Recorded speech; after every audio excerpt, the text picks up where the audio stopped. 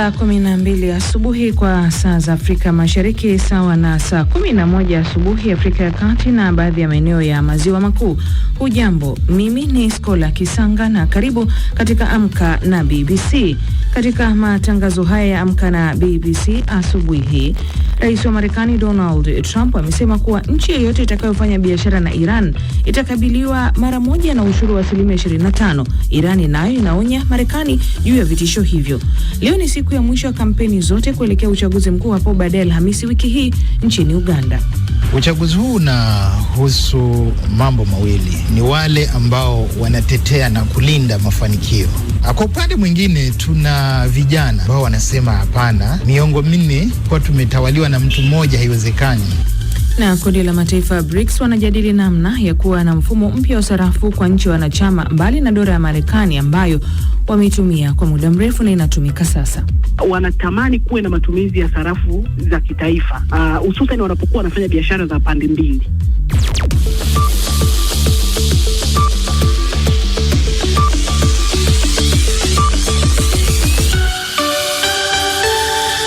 Jumanne leo ya Januari 13 mwaka 2026. Kwanza mwenzangu Florence Kaijage hapa studioni anakusomea muktasari wa habari za ulimwengu. Florence, karibu. Asante sana Skola Kisanga. Rais wa Marekani Donald Trump ametangaza ushuru mpya wa 25% kwa bidhaa kutoka nchi zenye uhusiano wa kibiashara na Iran, hatua ambayo inaweza kuweka shinikizo zaidi kwa serikali ya Tehran, huku maandamano ya kuipinga serikali yakiingia wiki ya tatu. Trump amesema kwenye mitandao ya kijamii kwamba ushuru huo ulianza kutumika mara moja bila kutoa maelezo ya kile kinachojumuisha kufanya biashara na Iran. China ni washirika wakubwa wa kibiashara wa Iran, ikifuatiwa na Iraq, Umoja wa Falme za Kiarabu, Uturuki na India. Kiongozi wa upinzani wa Venezuela na mshindi wa tuzo ya amani ya Nobel Maria Corina Machado atakutana na rais wa Marekani Donald Trump kesho kutwa Alhamisi. Ikulu ya Marekani imethibitisha. Esther Lombano anaarifu zaidi. Ziara hiyo inajiri wiki chache tu baada ya rais wa Venezuela Nicolas Maduro kukamatwa mjini Caracas na majeshi ya Marekani. Lakini Trump alikataa kumuidhinisha Machado, ambaye vuguvugu lake lilidai ushindi katika chaguzi za 2024 zilizokuwa na ushindani mkubwa kama kiongozi wake mpya. Marekani badala yake ilimuunga mkono Delcy Rodriguez, makamu wa rais wa zamani wa Maduro. Machado alisema wiki iliyopita alitarajia kumshukuru Trump binafsi kwa hatua dhidi ya Maduro na angependa kumpa tuzo ya Nobel. Trump aliita heshima kubwa, lakini kamati ya Nobel baadaye ilifafanua kuwa tuzo hiyo haiwezi kuhamishwa kwa mtu mwingine. Mwanamke mmoja aliyefahamika kuwa ni Polina Alexandrovna Azarenik ametajwa kuhusika katika kuwasajili wanaume kadhaa kwa ajili ya kupigana katika vikosi vya Urusi kwenye vita dhidi ya Ukraine kwa ahadi ya malipo manono ya fedha. Mmoja wa wanaume hao alijitambulisha kwa jina lisilo halisi ameiambia BBC kwamba pia aliahidiwa kupewa uraia wa Urusi, lakini hilo pia halikutekelezwa na kuishia kunaswa ndani ya eneo la vita. Anasema Azarenik alimwahidi kuwa iwapo angemlipa dola za Marekani 3,000 angemwezesha kuishi uraiani, lakini alipelekwa kwenye uwanja wa vita siku 10 tu baada ya kupata mafunzo ya kijeshi. Na mtu aliyeonekana kuwa mtoto wa ajabu baada ya kuzaliwa kwenye mti ambao mama yake alipanda ili kuepuka mafuriko, Salvador Mabihang Rosta, raia wa Msumbiji, amefariki dunia akiwa na takriban umri miaka 26 baada ya kuugua kwa muda mrefu. Kuonekana kwa mtoto mchanga na mama yake wakisukumwa salama kwa helikopta katikati ya mandhari yaliyojaa maji ilikuwa moja taswira za mafuriko ya Msumbiji ya mwaka 2000 yanayotajwa kuwa janga baya zaidi kuwahi kutokea nchini humo. Hii ni BBC. Na kutoka studioni hapa kulia kwangu ni Florence Kaijage amekusomea muktasari wa habari za ulimwengu. Unasikiliza Amka na BBC kutoka idhaa ya Kiswahili ya BBC ikikutangazia kwenye FM na redio wa shirika mbalimbali. Nchini Tanzania ni pamoja na Radio 1, Radio Free Africa, CGFM kule Tabora na Classic FM 103.3. Kenya ni Count FM 90.3 na Nyota FM. Uganda Radio Kitara, Radio Lira na Radio Paidha. Jamhuri ya Kidemokrasia ya Kongo, Radio Muungano Beni na Lizadel Radio. Internet katika bbcswahili.com. Matangazo ya pia yanakujia moja kwa moja kupitia ukurasa wetu wa Facebook. Rambaza tu andika BBC Swahili. Mimi ni Skola Kisanga. Rais wa Marekani Donald Trump amesema kwamba nchi yoyote itakayofanya biashara na Iran itakabiliwa mara moja na ushuru wa 25% kwa biashara zake zote na taifa hilo. Tangazo hilo limetolewa kwenye mitandao ya kijamii linafuatia vitisho vyake vya mara kwa mara vya kuchukua hatua dhidi ya Iran kutokana na habari kuwa utawala wa Iran unatumika kinguvu kupita kiasi na kudhibiti waandamanaji. Phyllis Mwote na taarifa zaidi. Rais Trump ameandika kwenye mitandao ya kijamii kuwa ushuru huo unaanza kutekelezwa mara moja, lakini hakutoa maelezo ya kina kuhusu hatua zipi hasa zinachukuliwa kuwa kufanya biashara na Iran. China ndiyo mshirika mkubwa zaidi wa kibiashara wa Iran, ikifuatwa na Iraq, Umoja wa Falme za Kiarabu, Uturuki na India. Hatua hii inakuja baada ya Trump kutishia kuingilia kijeshi iwapo Iran ingewaua waandamanaji.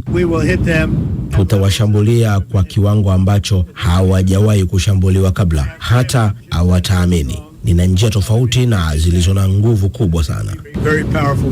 Ikulu ya White House haikutoa taarifa zaidi kuhusu ushuru huo, ikiwemo ni uagizaji wa nchi zipi utakaoathirika zaidi. Hasira kuhusu kuporomoka kwa thamani ya sarafu ya Iran rial ilichochea maandamano mwishoni mwa Disemba ambayo yameongezeka, na sasa waandamanaji wanakosoa uhalali wa uongozi kwa kiongozi mkuu wa Iran Ayatollah Ali Khamenei. Shirika la habari la wanaharakati wa haki za binadamu lenye makao yake Marekani, HRANL, linasema limedhibitisha vifo vya karibu waandamanaji 500 na maafisa wa usalama 48 nchini humo, huku vyanzo vikiambia BBC kuwa idadi ya vifo huenda ikawa juu zaidi. Hata hivyo, BBC kwa sasa haiwezi kuthibitisha kwa uhuru takwimu hizo, na hadi sasa mamlaka za Iran hazijatoa takwimu rasmi au za uwazi kuhusu idadi ya waandamanaji waliouawa. Mamlaka za Iran zimeshtumu Marekani na Israel kwa kuchochea machafuko na zikalaani maandamano hayo na kuyataja kama vitendo vya kigaidi.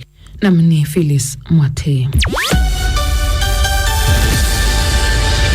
Leo ni siku ya mwisho ya kampeni za uchaguzi mkuu nchini Uganda. Tume ya uchaguzi inasema karibu wapiga kura milioni 21.7 wamejiandikisha tayari kushiriki uchaguzi huo.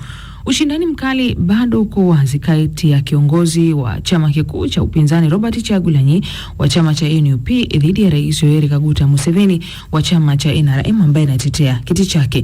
Sasa kufahamu zaidi hali iko vipi, muda mfupi uliopita nimezungumza na mwandishi wa BBC David Nkya ambaye yupo Kampala nchini Uganda. Kikubwa ambacho kinatarajiwa hii leo ni uwepo wa Rais Yoweri Kaguta Museveni kufanya kampeni zake za mwisho katika uwanja wa Kololo hapa Kampala. Zinatarajiwa kuwa ni kampeni kubwa baada ya jana kuwepo kule magharibi mwa Uganda, lakini leo hii sasa anatarajia kuvuta umati wa watu wengi na kuhitimisha kampeni hizi, akisema kwamba sasa ana lengo la kuhakikisha kwamba anafanya muhula wake mwingine ambao ataiweka Uganda katika njia ambayo kila mmoja ataweza kunufaika na kile ambacho anataka kukifanya. David Nkya, leo ni siku ya mwisho ya kampeni za uchaguzi zinahitimishwa kama ulivyosema. Pengine tume ya uchaguzi nchini Uganda inasema nini hasa kuhusiana na mwisho wa kampeni hizi, ikiwa ni mwanzo kabisa wa maandalizi ya uchaguzi mkuu wa baadaye tarehe 15 siku ya Alhamisi? Mwenyekiti wa tume hii Jaji Simon Byabakama amezungumza na vyombo vya habari na amesikika akisema kwamba kila kitu kimeweza kwenda sawasawa, na kuanzia Jumatano sasa wataanza kusambaza vile vitendea kazi, kuanzia zile karatasi za kupiga kura, yale maboksi kwenda katika sehemu mbalimbali za nchi ya Uganda. Lakini anasema kufikia sasa tayari zoezi zima na maandalizi yameshafikia ama yamekamilika kwa 100%, na kinachofuata sasa ni kwa raia wa Uganda wenyewe kuweza kutimiza haki hii ya kidemokrasia, kuweza kumchagua kiongozi wanayemtaka. Pengine sasa ikiwa ni siku ya mwisho kabisa hizi campaign, David Nkya, hali ikoje hasa katika mji mkuu wa Kampala, ikiwemo masuala ya usalama na mambo mengine kwa ujumla wake? Kwa kweli Skola, ulinzi umeimarishwa katika maeneo mbalimbali ya jiji la Kampala, na ukizunguka katika baadhi ya maeneo utakuta kuna vikosi vya polisi, wanajeshi wakiwa katika magari mbalimbali, na hata baadhi ya maeneo wameweka mahema kabisa ya muda mfupi, ikiarifiwa kwamba atakuwa anahakikisha kwamba kamanda wa polisi ama mkuu wa polisi Abbas Byakagaba akisema kwamba yeye akiwa kama mkuu wa jeshi la polisi amesema kwamba tayari jeshi la polisi limejipanga kuhakikisha kwamba hakutakuwa kuna fujo kabla, wakati na hata baada ya zoezi zima la kupiga kura. Asante David Nkya. Lakini mchambuzi wa masuala ya siasa nchini Uganda, Manda Yakola Mazima, anainisha baadhi ya mambo ambayo pande zote mbili, yani chama tawala NRM na kile kikuu cha upinzani cha NUP, wamekuwa wakitamba nayo kipindi chote hichi cha uchaguzi. Uchaguzi huu unahusu mambo mawili muhimu sana. Jambo la kwanza ni wale ambao wanatetea na kulinda mafanikio. Mafanikio hayo ni mafanikio binafsi na mafanikio ya kitaifa. Mafanikio ya kitaifa ni kwamba hapo awali tulikuwa na chuo kikuu kimoja Makerere, lakini sasa tuna vyuo vikuu zaidi ya 40. Kulikuweko na tatizo la wanajeshi, yani utovu wa nidhamu. Kila baada ya miaka 5 unasikia kwamba wanajeshi wamepindua serikali, lakini sasa kwa miongo 4 hilo jambo halijatokea. Ingawa sasa hivi tumeona kwamba kuna vitendo hapa na pale ambavyo tayari vimeanza kuwakumbusha wazee mambo yalivyokuwa hapo awali.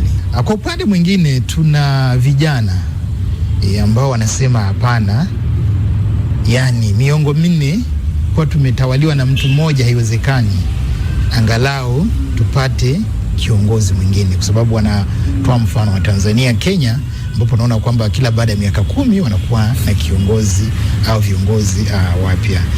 Na hawa vijana wamemuona Bobi Wine kwa sababu ana historia ambayo inafanana na ya kwao. Yani ni mtu ambaye amejijenga.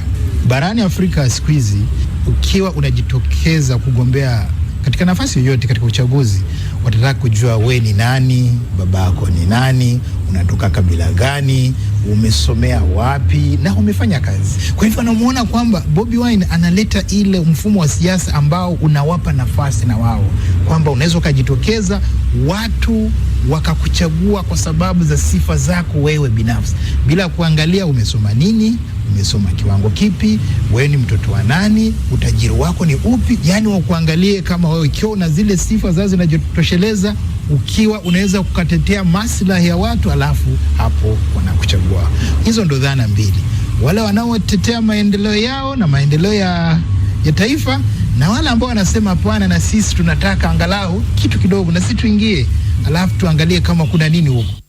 Tathmini ya Mande ya Kola Mazima kuhusiana na wagombea wawili kati ya 8 ambao wanachuana kuelekea uchaguzi mkuu wa tarehe 15 siku ya Alhamisi wiki hii nchini Uganda. Na sasa moja kwa moja viwanjani. Sasa hivi sports lady kwa Kiswahili ni mwanasoka mwanamama ama Skola wewe matata, wacha tuende kumchezo. Tuanze Phyllis Mate.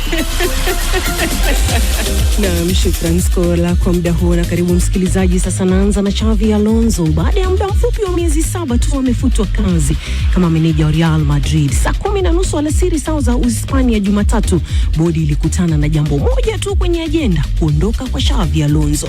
Maelezo yaliyotolewa kwake na kikosi chake kwa hali yoyote yanasemekana kuwa ya kutatanisha. Sasa kwa mara nyingi ameelezewa kuwa kama kuachwa peke yake.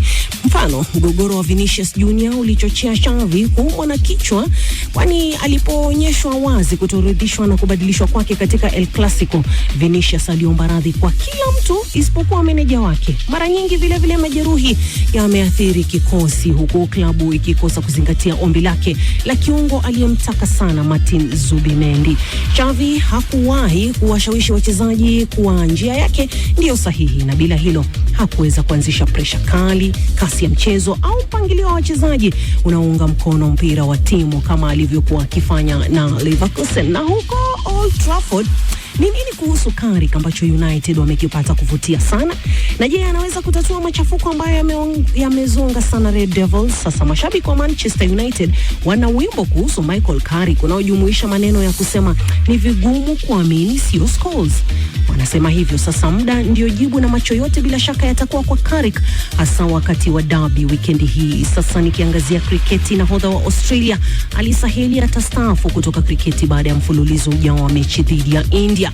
Mlinda wiketi huyo mwenye umri wa miaka 35 aliongoza Australia kupiga England kwa ushindi wa kihistoria wa wiketi 16-0 mwaka 2025. Na nikiangazia kwa kifupi tu mashindano ya NFL, Houston Texas walipotea kwenye rada kwa sehemu kubwa ya msimu huu, lakini baada ya kupoteza michezo yao mitatu ya mwanzo ya msimu, jinsi ligi inavyosonga ndivyo mashabiki na wachezaji pia wameanza kutambua kwamba ulinzi wao ni wa kutisha. Baada ya kupoteza kwa tofauti ndogo dhidi ya Denver, Texans walishinda michezo yao 9 ya mwisho ya msimu wa kawaida, licha ya kuwa na beki wa akiba David Mills kama kiongozi wa mshambulizi katika michezo mitatu ya kwanza kati yao. Na mwisho wa Tottenham wanatarajia kukamilisha dili la euro milioni 40 kwa ajili ya kiungo Atletico Madrid Conor